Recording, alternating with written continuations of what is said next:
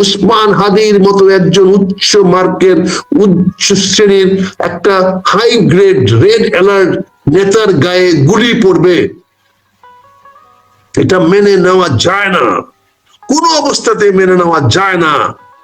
আমরা এই ঘটনার তীব্র তীব্র তীব্র প্রতিবাদ জানাচ্ছি, ক্ষোভ জানাচ্ছি, নিন্দা জানাচ্ছি।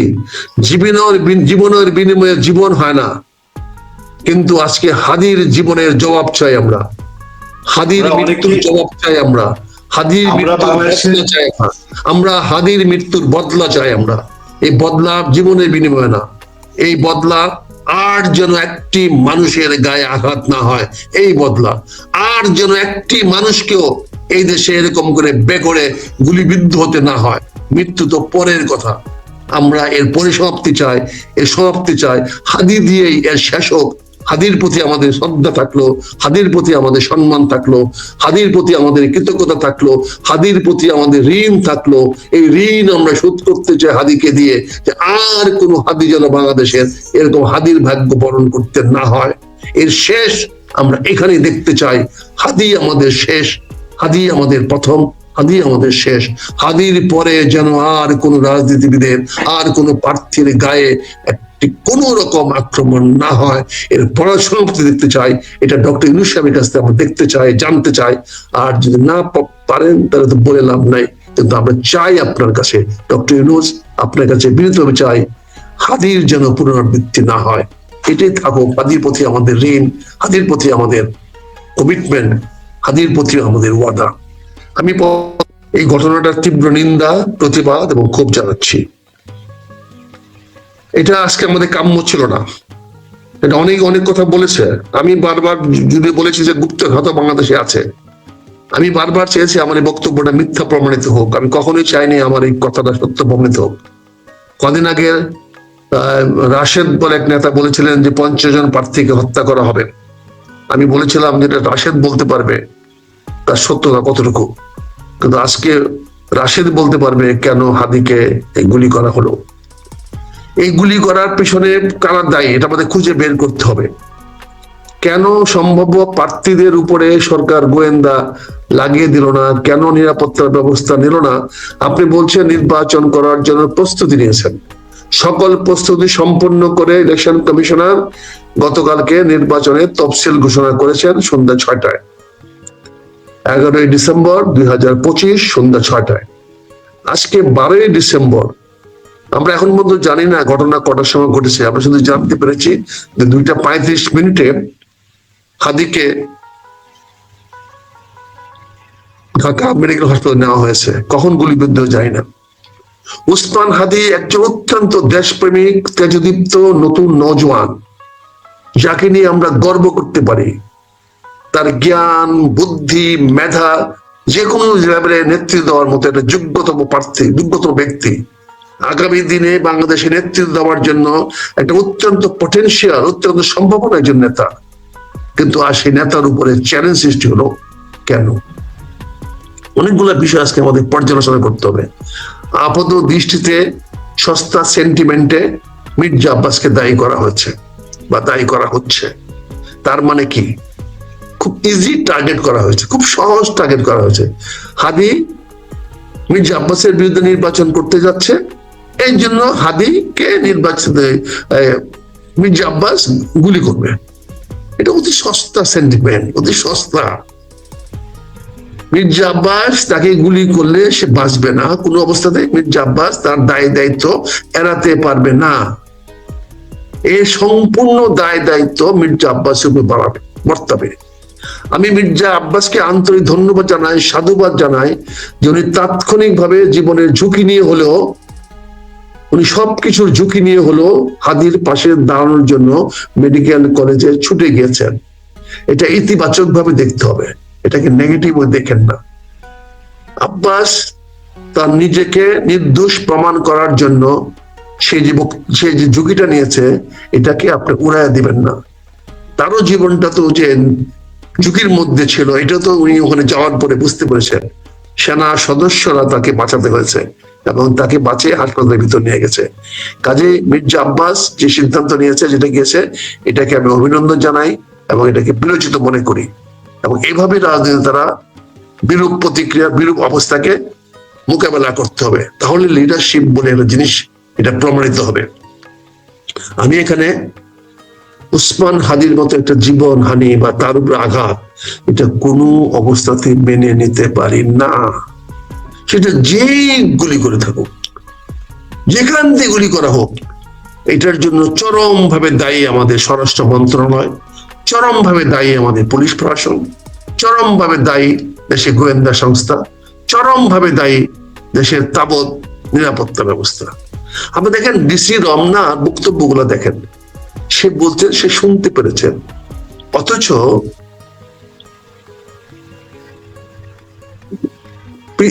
মেডিকেল কলেজ হাসপাতালের দারোগা সাহেব বলতেছেন যে গুলিবিদ্ধ ওনাকে এসে ভর্তি করা হয়েছে। পুলিশের দারোগা সাহেব, সাব ইন্সপেক্টর যেখানে বলতেছেন যে হাদিকে গুলিবদ্ধ অবস্থায় বিজয়নগর থেকে গুলিবদ্ধ অবস্থায় নিয়ে এসে হাসপাতালে ভর্তি করা হয়েছে, সেখানে রমনার ডিসি বলতেছেন আমি শুনতে পাচ্ছি, আমি লোক পাঠাইছি জানার জন্য। এই হারামখোরদের ব্যাপারে ব্যবস্থা নেন। এদের ব্যর্থতার জন্য তো আজকে বাংলাদেশের অবস্থা। এরা কখনোই ব্যক্তিগত চাকর হয়ে যায়, চামচা হয়ে যায়, চামচ হয়ে যায়, আবার কখনো নির্বিকার হয়ে যায়, উদাসীন হয়ে যায়। কি ধরনের একটা উদাসীন কর্মকর্তা অফিসার হইলে পরে বলতে পারে আমি শুনেছি? তার কত বড় অডাসিটি দেখেন, রমনা থানা, রমনা এলাকার ডিসি কত বড় অডাসিটি দেখেন। আপনি আজকের কালের কণ্ঠ পত্রিকা দেখেন, কালের কণ্ঠ কি লিখেছে, কি বলেছে। কালের কণ্ঠে আজকে সে সাক্ষাৎকার দিয়েছে, সেখানে কি বলা হয়েছে এগুলো দেখেন না। আমি তো মুখে কথা বলছি না, যে সে শুনেছে। মেডিকেল কলেজে নিয়ে গেছে রোগীকে, সে শুনেছে। এই যে নেওয়ার সময়টা পর্যন্ত পুলিশের কাছ থেকে সে কোনো রিপোর্ট পাইলো না। এটা কি ভাবা যায়, চিন্তা করা যায় যে আমার পুলিশ কত বড় নির্বিকার? যাকে আমি 24 আওয়ার্স এর জন্য তার কানে দিয়ে রাখছি ওয়্যারলেস, টেলিফোন দিয়ে রাখছি, মোবাইল দিয়ে রাখছি, আর সারাদিন শালার বাচ্চারা হ্যালো হ্যালো হ্যালো হ্যালো করে। কোন ভিআইপি কোন রাস্তাতে যাচ্ছে, ওই সারাদিন হ্যালো হ্যালো করতে থাকে। আরেকটা জাতীয় নেতা উসমান হাদি কোন ছাত্র নেতা না, কোন যুব নেতা না, কোন ইয়াং তরুণ নেতা নয়, সে এখন জাতীয় নেতা পর্যায়ে চলে গেছে। সেই উসমান হাদির উপরে গুলি হয়েছে আর পুলিশ বলবে আমি শুনেছি, তার মানে মনে হয় এই পুলিশরা দায়ী। তার মানে মনে হয় রমনা থানার এই ডিসি আগের থেকে জানতো এই ঘটনাটা ঘটবে, তাহলে সে বলতে পারতো না শুনেছি। সে তাৎক্ষণিক দৌড়ে ওই ঘটনায় যেত। তার অন্যতম দায়িত্ব ছিল, প্রাথমিক অবস্থার দায়িত্ব ছিল ইউনিফর্মটা পরে 5 মিনিটের মধ্যে দৌড়ে 10 থেকে 15 মিনিটের মধ্যে গিয়া অন দা স্পটে পৌঁছা এবং অন্য সবাইকে ফোন করে দেওয়া যে তোমরা হাসপাতালে যাও, অমুক হাসপাতালে যাও, অমুক রাস্তায় যাও, অমুক আসামি ধরো, সমস্ত থানাকে অ্যালার্ট করে দেওয়া। এবং সিসি ক্যামেরায় যে মোটরসাইকেলটা দেওয়া যাচ্ছে, সেই মোটরসাইকেলটা কার, কি, ক্লোজ সার্কিটটাকে আরো ক্লোজ করো, করে আইডেন্টিফাই করো কে গুলি করেছে।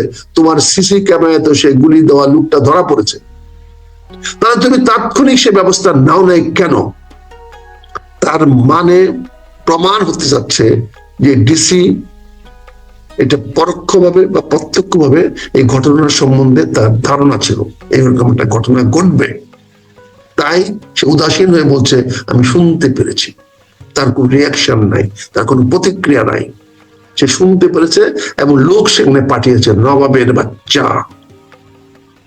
সে ঢাকার ডিসি, তার দায়িত্ব জনগণকে নিরাপত্তা দেওয়া, আর এই বেটা কি করেছে, লোক পাঠিয়েছে। এই হলো নবাবী, এই হলো তুগলুকি আমাদের পুলিশ। ঢাকার মেট্রোপলিটন কমিশনার সাহেবকে অনুরোধ করব, বিষয়টি আপনি দয়া করে আল্লাহর ওয়াস্তে প্রফেশনালি দেখেন, আপনি পেশাভিত্তিক দেখেন। কোন দল ব্যক্তির প্রতি আপনি আনুগত্য না দেখিয়ে ঘটনার প্রতি আনুগত্য দেখান। উসমান হাদির মতো একটি জীবন অকালে ঝরে যাবে, এটা কখনোই বাংলাদেশের মানুষ মেনে নিতে পারবে না। আজকে ডাকসুর বিপি যে প্রতিক্রিয়া জানিয়েছে, আমি সেই প্রতিক্রিয়াকে অভিনন্দন জানাই। হ্যাঁ, আমাদেরকে ঢাকা শহরকে ক্লিন করতে হবে, সেটা যদি ডাকসুর নেতৃত্বে হয় আমি পূর্ণ সমর্থন জানাবো। ঢাকাকে আমরা চাঁদাবাজ মুক্ত করতে চাই, ঢাকাকে আমরা সন্ত্রাস মুক্ত করতে চাই। শুধু ঢাকাকে না, সারা বাংলাদেশকে আমরা সন্ত্রাস মুক্ত করতে চাই, চাঁদাবাজ মুক্ত করতে চাই। ছাত্র শিবির যে বক্তব্য দিয়েছে, আমি সেই বক্তব্যকে অভিনন্দন জানাই, এই স্পিরিটকে অভিনন্দন জানাই। আমার ছাত্র দলের দুই নেতা যে বক্তব্য দিয়েছে, সভাপতি এবং সেক্রেটারি যে বক্তব্য, তাৎক্ষণিক যে বক্তব্য দিয়েছে, আমি তাদেরকে অভিনন্দন জানাই। এই প্রজন্মকেই আমার দেশটাকে ক্লিন করতে হবে, সন্ত্রাস মুক্ত করতে হবে, এই দুর্নীতিবাজদের হাতে মুক্ত করতে হবে। এইটা তারুণ্যরাই পারবে, তরুণরাই পারবে। এই তরুণরা তাৎক্ষণিকভাবে যে প্রতিক্রিয়া দেখিয়েছেন, এটা অনেক জাতীয় নেতা এখন পর্যন্ত কথা বলতে পারেন নাই। দুর্ভাগ্য, জাতীয় নেতারা এই ব্যাপারে কোনো বলিষ্ঠ পদক্ষেপ নিতে পারেন নাই, কোনো বলিষ্ঠ ব্যবস্থা নিতে পারেন নাই। উসমান হাদির মতো একটি লোককে মসজিদে নামাজ পড়ে এসে নির্বাচনী প্রচারণায় গুলিবিদ্ধ হবে, আর আমার স্বরাষ্ট্রমন্ত্রী লেফটেন্যান্ট জেনারেল সাহেব দুপুরে লাঞ্চ করবেন, ক্ষমতায় থাকবেন। Sorry general, you have miserably failed. আপনি আপনার দায়িত্ব পালন করতে অত্যন্ত লজ্জাস্কর ব্যর্থ হয়েছেন, অত্যন্ত নিন্দনীয় ভাবে ব্যর্থ হয়েছেন। এই ব্যর্থতার দায়িত্ব নিয়ে আপনি কি সসম্মানে পদটা আজকে ছেড়ে দিবেন? এদেশে মানুষের অভাব নাই, স্বরাষ্ট্র মন্ত্রণালয় চালানোর মতো আপনার যে এফিসিয়েন্সি লোক আমি ডজন বলবো না, শত বলবো না, হাজারে আছে, অনেকে আছেন যারা অনেক ভালোভাবে স্বরাষ্ট্র মন্ত্রণালয়কে এই দুঃসময়ে দুর্দিনে নেতৃত্ব দিতে পারবে। আপনার পুলিশ যেখানে বলে আমি শুনেছি, তাতে বোঝাই যাচ্ছে আপনার পুলিশ প্রশাসন কতটা উদাসীন। আজকে হাদির মৃত্যু হয়েছে, রাশিদের কথা মতো মৃত্যু হয়েছিলাম জানি না, সরি, যেহেতু লাইফ সাপোর্টে আছেন, কমাতে আছেন, সেখানে সম্ভাবনাটা শতভাগ হয়তো আমরা তাকে ফিরে নাও পেতে পারি। কারণ ডক্টর বলেছেন কমায় আছে, এবং নাকের দিয়ে যদি কানের পাশ দিয়ে গুলি করা হয়, আর সেই গুলি যদি ভিতরের দিকে যায়, পাশ দিয়ে চলে গেলে হয়তো কানটা ছেড়ে যেত, তাহলে তো তার অজ্ঞান হওয়ার কথা না। কিন্তু উনি কমায় চলে গেছেন, তার মানে গুলিটা ভিতরে গিয়েছেন। সে অস্ত্রোপচার করা ছাড়া তো বের করানো যাবে না, এবং বলেছেন তাকে কৃত্রিম ভাবে তাকে এখন রক্ষা করা হচ্ছে। আপনারা বলেছেন লাইফ সাপোর্টে আছেন, আমি জানি না সত্য না মিথ্যা, যেহেতু বুনিয়া তুমি বলেছো লাইফ সাপোর্টে আছে, নিশ্চয়ই তুমি হতে বলেছো ব্রেন ডেথ হয়েছে। তোমার কথাটাকে আমি সত্য ধরে নিয়ে বলছি। তাহলে শুধু সময়ও না, আমাদের অপেক্ষা করতে হবে। এখানেও আবার দেশমাতা খালেদা জিয়ার মতো নাটক করা হবে কিনা, এখানেও আবার মেডিকেল কলেজে তাকে শুয়ে রেখে জাতিকে শান্ত করার চেষ্টা করা হবে কিনা, হয়তো তাৎক্ষণিক ডেথ নিউজ সারা বাংলাদেশে এটা আগুনের স্ফুলিঙ্গের মতো কাজ করতে পারে। হয়তো নতুন করে আবার বিপ্লব শুরু হয়ে যেতে পারে, আবার নতুন করে জাগরণ তৈরি হয়ে যেতে পারে। যে কথাটা ডাকসুর বিবি বলেছেন, নতুন অভ্যুত্থান শুরু হবে ঢাকা মহানগর ঘিরে, এটাও হয়ে যেতে পারে। কাজে তাৎক্ষণিক যদি এরকম একটা খবর চলে আসে, একটা হৃদয় বিদারক নিউজ যদি বাংলাদেশের মানুষের সামনে চলে আসে, হয়তো তরুণ সমাজ, হয়তো তরুণ জীবন তারা হয়তো মেনে নাও নিতে পারে। উসমান হাদি কোনো দলের না, উসমান হাদি একজন ব্যক্তি, মানুষের বিবেক, জনগণের বিবেক। উসমান হাদি এই পর্যন্ত কথা বলেছেন, টেলিভিশন টক শোতে বলেছেন, রাজনৈতিক মাঠে মঞ্চে বলেছেন, মতিঝিলের এলাকাতে বলেছেন, সকল বক্তব্য প্রতিটা মানুষ সাদরে গ্রহণ করেছে। উসমান হাদিকে তার আগামী দিনের নেতৃত্বের কোটায় বসিয়েছেন। এটা উসমান হাদির অ্যাচিভমেন্ট ছিল। আজকে কোনো একটি তৃতীয় পক্ষ দেশে একটা বিশৃঙ্খলা লাগানোর জন্য গুপ্ত বাহিনী এই হত্যাটা করিয়েছে।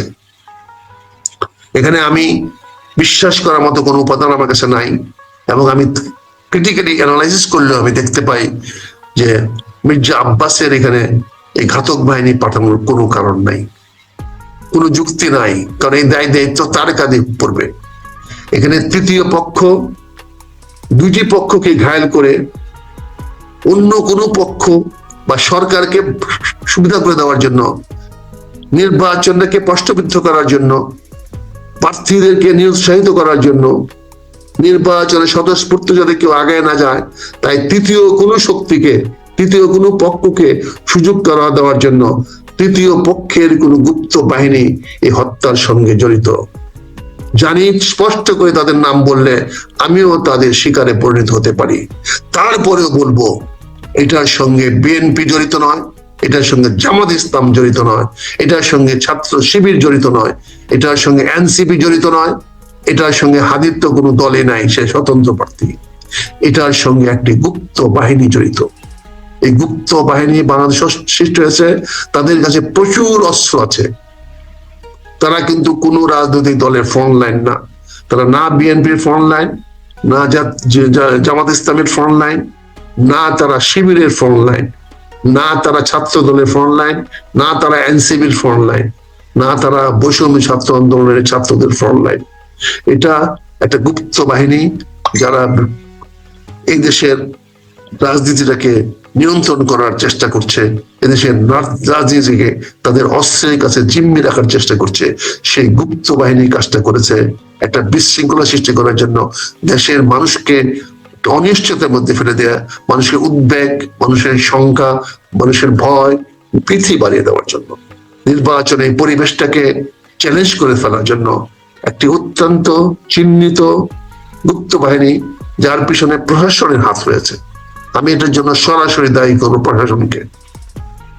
ডক্টর ইউনূস কিন্তু প্রশাসনে অনেক কিছু তার নিয়ন্ত্রণে নাই। ডক্টর ইউনূস একজন innocent gentleman. He may be very big graded player, he may be high স্টেকের প্লেয়ার, বাট সব খেলা তো সব তুরুপের তাস ওনার হাতে নাই। ওনার উইদিন দি গভর্নমেন্ট, ওনার আরো গভর্নমেন্ট তৈরি হয়ে গেছে, উপদেষ্টা মন্ডলীর মধ্যে আরো উপদেষ্টা মন্ডলী তৈরি হয়ে গেছে, অনেকগুলো সাব গ্রুপ তৈরি হয়ে গেছে, যার নিয়ন্ত্রণ প্রধান উপদেষ্টা ডক্টর ইউনূস সাহেবের হাতে নাই। এখানে এমন একটি গুপ্ত ঘাতক সরকারের কোনো না কোনো মদতে এখানে আছে। আমরা যে কোনো সময় দেখি নির্বাচনের ঘোষণা হওয়ার প্রথম শর্তই হলো 5 থেকে 7 দিন অবৈধ অস্ত্র উদ্ধার করার জন্য সারা দেশব্যাপী একটি সাঁড়াশি অভিযান চালানো হয়। কিন্তু এইবার আমরা 1 মাসের বেশি সময় পেয়েছি তফসিল ঘোষণা করার থেকে নিয়ে চূড়ান্ত তারিখ দেওয়া পর্যন্ত 21শে জানুয়ারি পর্যন্ত আমরা 1 মাসেরও বেশি সময় পেয়েছি, অথচ আমরা একটা দিনের জন্য সাঁড়াশি অভিযান চালানোর কোন রকম আলামত দেখতে পেলাম না আজ পর্যন্ত। যদি এরকম একটা ঘোষণা থাকতো যে আজ থেকে সারা বাংলাদেশে সাঁড়াশি অভিযান নামবে, পুলিশ প্রশাসন সেনাবাহিনী তো মাঠে আছে, তাহলে কিন্তু আজকের এই দিনে ঢাকার বিজয়নগর এলাকাতে পিস্তল নিয়ে প্রকাশ্যে ঘোরার মতো সাহস কেউ পাইতো না।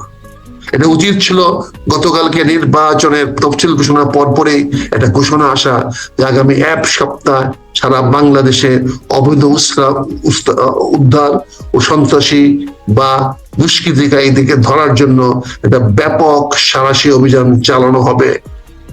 এটাই ছিল অত্যন্ত আশাবাদী বা গ্রহণযোগ্য একটা পদক্ষেপ। কিন্তু ডক্টর ইউনূস সাহেব কে বা কারা আপনাকে বুঝিয়েছে আমরা জানি না, তবে যারাই বুঝিয়েছে তারা সৎ উদ্দেশ্যে নেই, বোঝে নাই, তারা তাদের হীন উদ্দেশ্যে আপনাকে এই জিনিসটাকে ইগনোর করতে বলেছে। এটার জন্য আমার বন্ধু, আমার প্রিয় সাবেক সহকর্মী যে লেফটেন্যান্ট জেনারেল সাহেবকে আমি বলবো, আপনার আইকিউর বাইরে ঘটনা ঘটে গেছে। আপনি তো নিজেও জানেন যে আপনার কোন লেভেলের আইকিউ, এটা আপনার কিন্তু হিসাবের বাইরে চলে গেছে স্যার। স্যার আপনি অসন্তুষ্ট হতে পারেন, আপনি জুনিয়র, তারপর স্যার বলছি এই জন্য যেহেতু আপনি মাননীয় স্বরাষ্ট্রমন্ত্রী, সার্ভিস লাইফে আপনার জুনিয়র, কিন্তু আপনি তখন বাংলাদেশের স্বরাষ্ট্র উপদেষ্টা। এটা আপনার আইকিউর উপরে স্যার। আপনি বুঝতে পারেন না যে নির্বাচন তফসিল ঘোষণা করার পরে সবচেয়ে তৎপর যে বাহিনীটা হইতে হয় সেটা হলো স্বরাষ্ট্র মন্ত্রণালয়। সবচেয়ে বেশি মাঠে যাকে নামিয়ে নেমে যেতে হয় সেটা হচ্ছে পুলিশকে এবং স্থানীয় প্রশাসনকে।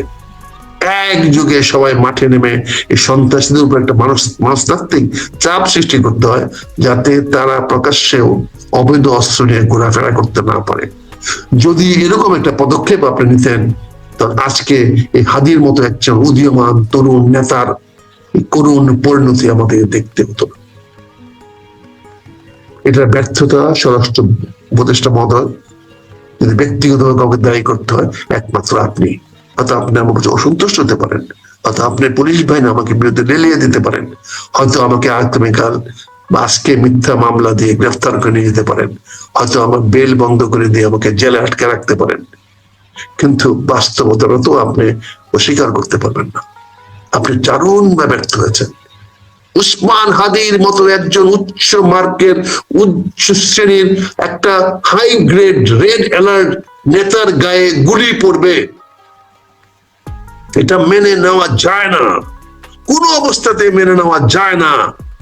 সবাই মেনে নিল, আমি এই ক্ষুদ্র একজন হিসেবে বলছি আমি মেনে নিব না, এবং এই জন্য আমি প্রশাসনকে দায়ী করব।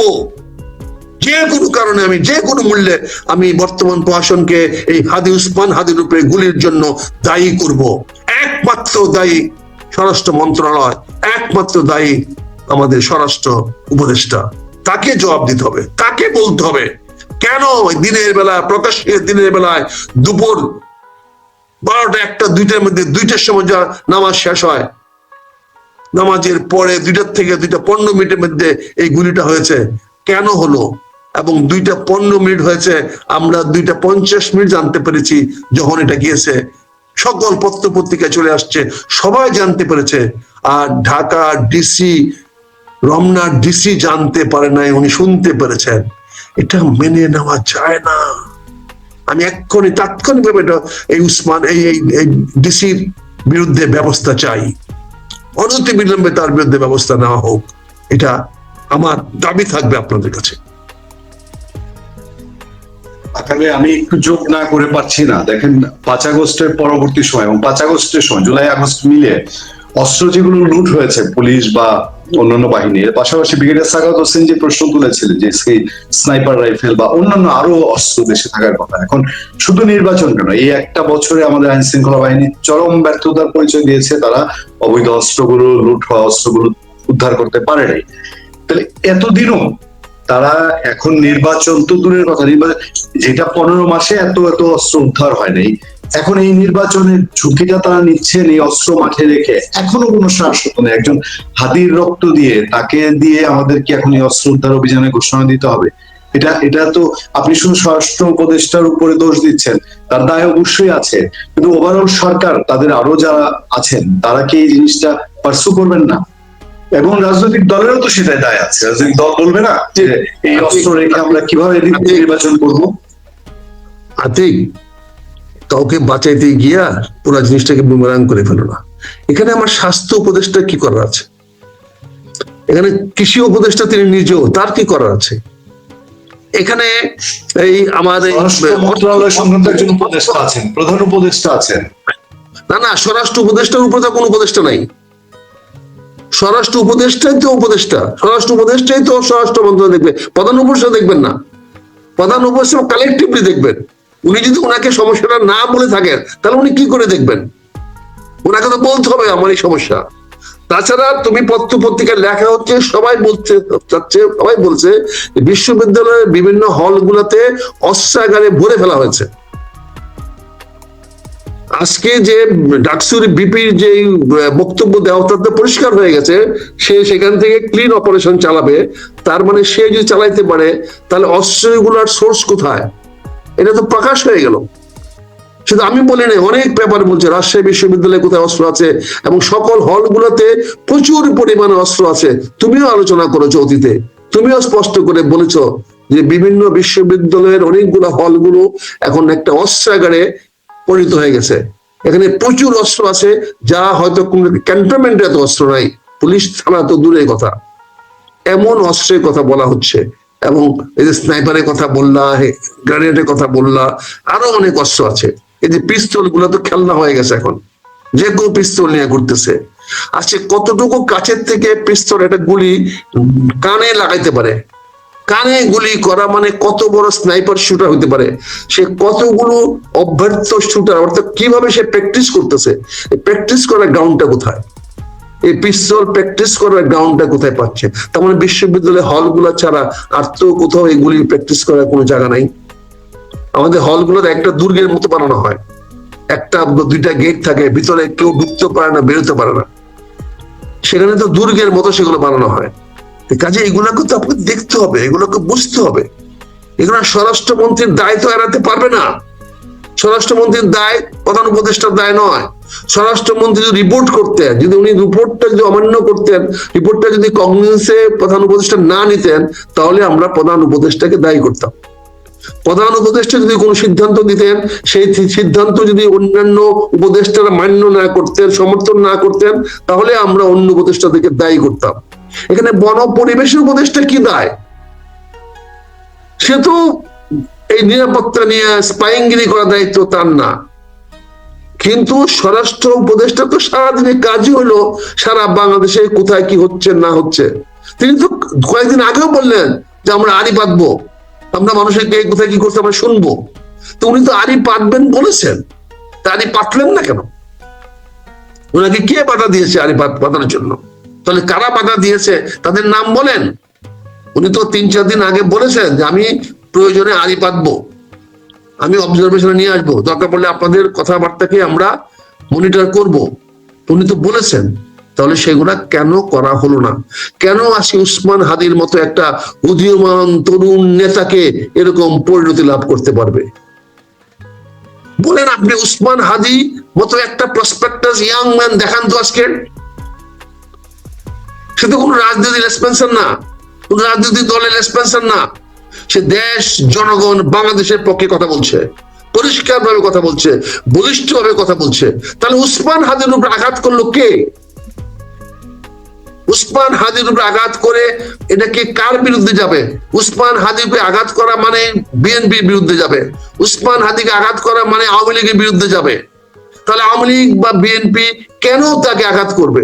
তারা তো সবাই জানে উসমান হাদির উপর আক্রমণ করলে, তার উপরে কোনো কিছু হইলে এটা বিএনপির বিপক্ষে যাবে, এটা আওয়ামী লীগের বিপক্ষে যাবে। তাহলে এখানে কি করে তারা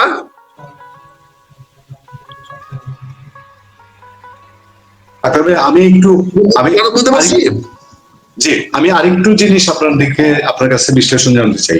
আমার চোখে আছে একটা নিউজ পড়েছে, প্রধান উপদেষ্টা প্রেস সচিব শফিকুল আলম সাহেব, তিনি মেহেরপুরে সম্ভবত আজকে ঢাকার বাইরে একটা প্রোগ্রামে তিনি বলেছেন যে নির্বাচন বানচালের জন্য আওয়ামী লীগ কি অশান্তি তৈরি করতে যাচ্ছে দেশের ভিতরে, গোলযোগ বা গন্ডগোল করতে যাচ্ছে। তিনি খুব সাংঘাতিক রকম একটা ইঙ্গিত দিয়েছেন ওসমান হাদির ঘটনাটার আগে। তো এই যে ওনার এই প্রেডিকশন, আওয়ামী লীগের বিরুদ্ধে ওনারা তো বহু অভিযান করলেন, বহু অভিযান। আওয়ামী লীগের যারা একটিভ লোকজন কেউ দেশের বাইরে চলে গেছে, আর না হলে জেলে আছে। তো এখন উনি এই কথা বলছেন, কিন্তু অস্ত্র উদ্ধারে তাদের কোনো সে নাই। এখন পর্যন্ত কোনোদিন শুনি নাই যে শফিকুল আলম সাহেব বলেছেন যে দেশের অস্ত্র উদ্ধারে আমরা এই নির্দেশনা পেয়েছি বা এই নির্দেশনা যাচ্ছে, এরকম কোনো কিছু ওনারা বলেন না। আজকেও এসে নির্বাচন, গতকাল তফসিল ঘোষণা হয়েছে যে আওয়ামী লীগ নির্বাচনে আসতে পারছে না, আসবে না, সেই আওয়ামী লীগ প্রসঙ্গটা তিনি টেনেছেন। এরপরে ঘটেছে এই হাদির ঘটনা।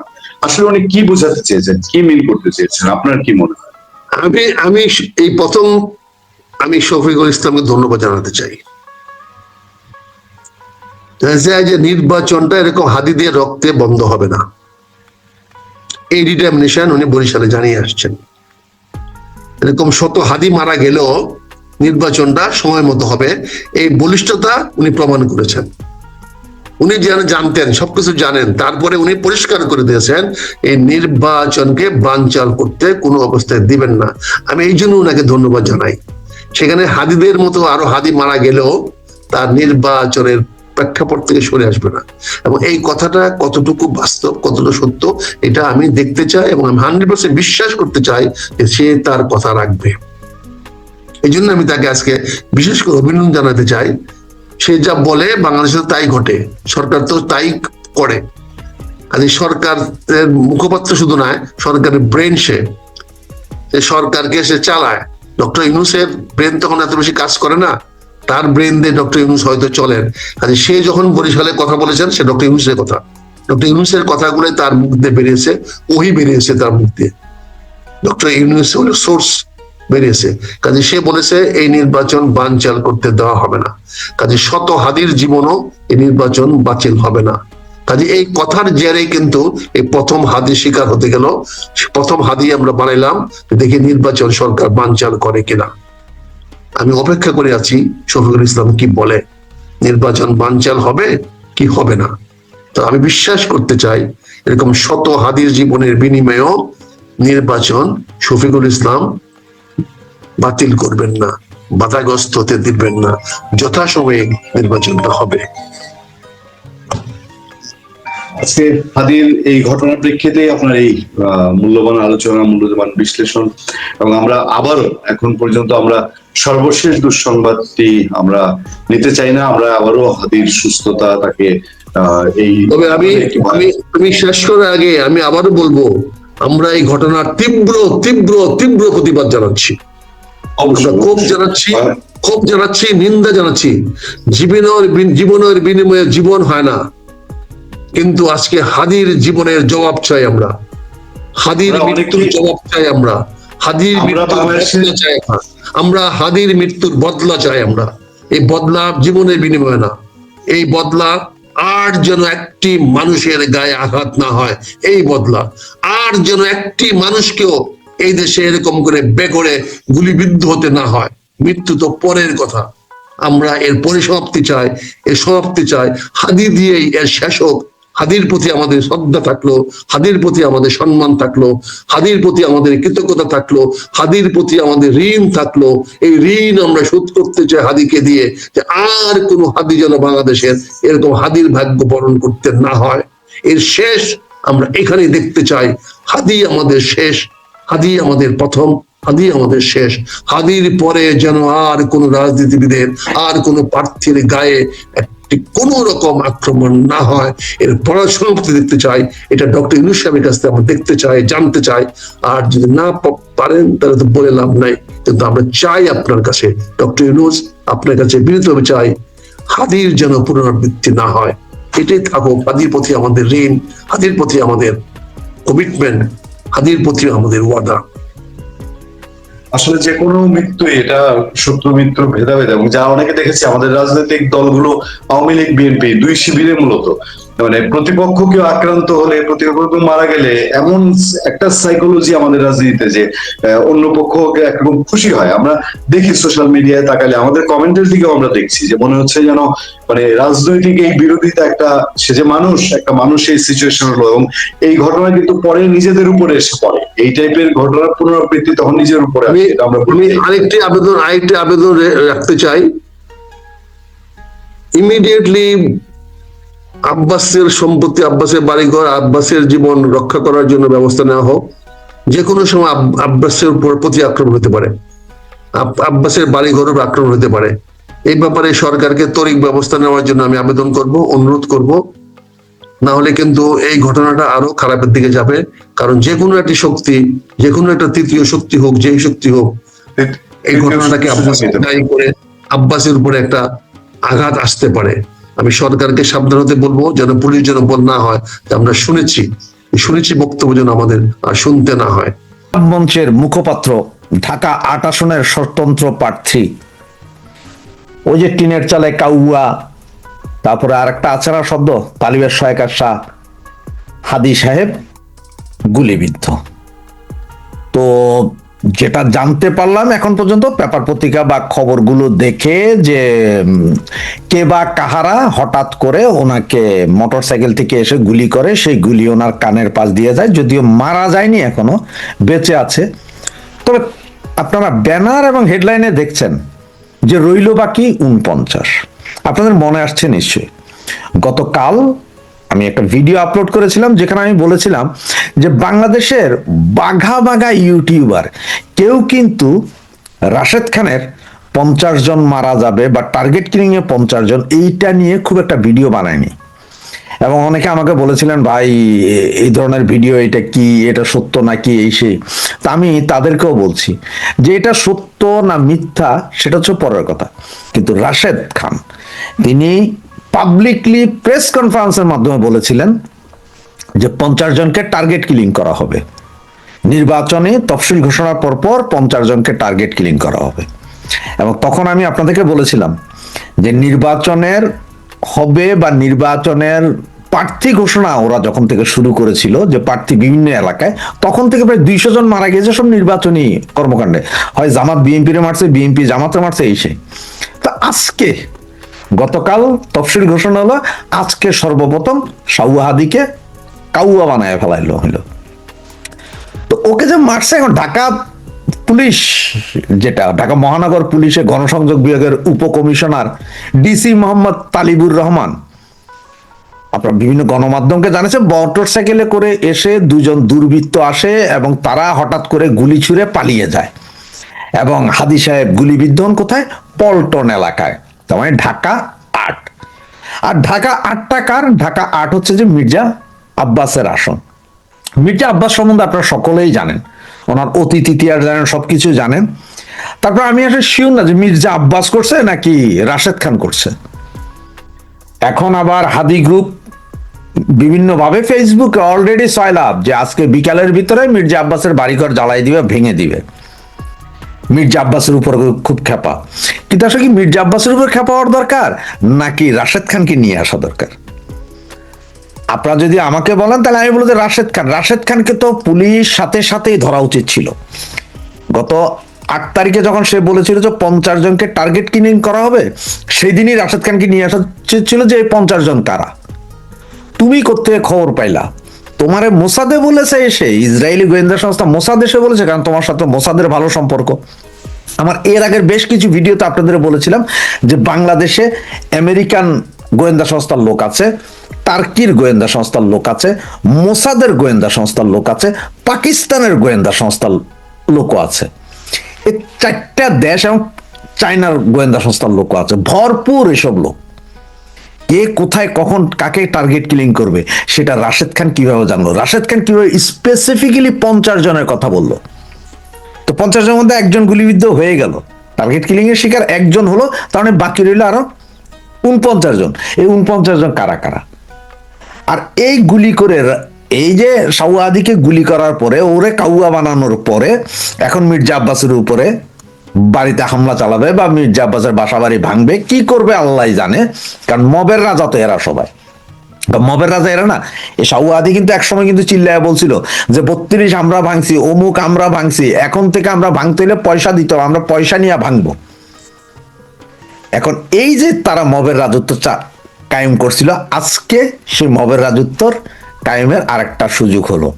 আওয়ামী লীগ কিন্তু নির্বাচন করছে, কি বয়কট করছে, যে আমরা নির্বাচনই করবো না। এই নির্বাচন মানি না, তফসিলও মানি না। আওয়ামী লীগ কিন্তু একটাবারও কোথাও বলে না যে আমরা নির্বাচনকে বাধাগ্রস্ত করব। এরপরও এই কাহিনী হচ্ছে, কারণটা কি? আবার এদিকে দেখেন বিএনপি নেতা তারেক, ওনার নিজের কোনো আইডেন্টিটি নাই, উনি ভোটারও হন নাই, উনি বাংলাদেশের নাগরিকও না এই মুহূর্তের জন্য, নির্বাচনী ব্যবস্থায় বা ইয়েতে নাই। আবার তফসিল ঘোষণা হওয়ার পরে কেউ ভোটার হইতে পারবেন না। তো একজন লোক যদি ভোটারই না হন, তিনি সংসদ সদস্য হবেন কিভাবে? একজন লোক যদি ভোটারই না হন, তাহলে তিনি আবার কি হবেন কিভাবে? তিনি আবার প্রধানমন্ত্রী হবেন কিভাবে? এই বিষয়গুলো একটু মিলান। এবং খালেদা জিয়ার শারীরিক অবস্থা আমরা জানি না, নাকি খালেদা জিয়া নাকি ওসমান হাদিকে আজকে গুলি করার মাধ্যমে আরো 2-1 জন পড়ার মাধ্যমে 14 তারিখে ঘোষণা দিবে যে খালেদা জিয়া শহীদ হয়ে গেছেন। কোনটা? সবগুলো মিলান। এই জন্য আমি ব্যানার এবং হেডলাইনে লিখেছি যে ওসমান হাদি, রইল বাকি 49, তার মানে একজন অলরেডি ডান। এখন সকলের দরকার, পুলিশ যদি চায় তাহলে রাশেদ খানকে নিয়ে সরাসরি কাস্টাডিতে নেওয়া উচিত, পিটাইয়া মাইরা পাছার নিচে দিয়ে ওই যে ডিম আছে না, গরম ডিম, ওগুলো ঢুকে বাইর করা উচিত। যে তুমি যে 50 জন বলছিলে, সেই 50 জনের মধ্যে একজন গেছে, বাকি 49 জন আছে, এই 49 জনের আমরা বাঁচাইতে হবে। তুমি বেটা বলো কই থেকে পাইছো ইনফরমেশন, কে কে আছে, কারা কারা যাবে। কারণ এটা এখন রাশেদকেই বলতে হবে।